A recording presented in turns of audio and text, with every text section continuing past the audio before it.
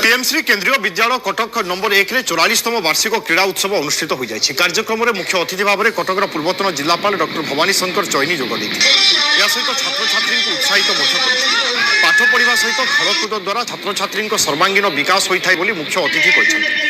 पिलामानंकु खेल प्रति आकृष्ट करने वर्ष सारा अनेक प्रतियोगिता विद्यालय वार्षिक क्रीड़ा दिवस में छात्र छात्री प्रोत्साहित करने सहित कृति प्रतियोगी पुरस्कार प्रदान जहाँ प्रत्येक छात्र छात्री प्रेरणा जोगाई था विद्यालय अध्यक्ष कहते।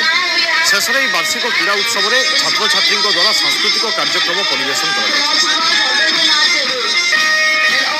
निश्चित भाव में पाठ पढ़ा सहित खेलकूद जदि नथिबो ताहले तांकर शारीरिक जो अभिवृद्धि होवा दरकार जो स्वास्थ्य गत विभिन्न समस्या रोचे तार निराकरण पाई स्पोर्ट्स रे इन्वॉल्वमेंट रहिबा दरकार प्लस स्पोर्ट्स मध्य तांकु टीम स्पिरिट क्रिएट करबारे साहाय्य करे एवं कॉम्पिटिटिव स्पिरिट जोटा कि वर्तमान जुगर सबुठ बड़ आवश्यकता सेटा मध्य तांको भितरे आने डिसिप्लिन आने जो जिनस गुड़िक तांको भविष्य में मध्य साहाय्य करिवो। सभी बच्चों को मोटिवेट करने के लिए ये आयोजन हम करते हैं क्योंकि स्पोर्ट्स एक्टिविटीज एकेडमिक्स के साथ महत्वपूर्ण भूमिका एक बच्चे के सर्वांगीण विकास में निभाती हैं। इसलिए केंद्रीय विद्यालय संगठन पढ़ाई के साथ साथ खेलकूद को भी उतना ही महत्व देता है और अन्य जो पाठ्य सहगामी क्रियाएं हैं उनको भी उतना ही महत्व देता है। तो स्पोर्ट्स एक्टिविटीज़ के तहत आज का दिन विशेष दिन होता है।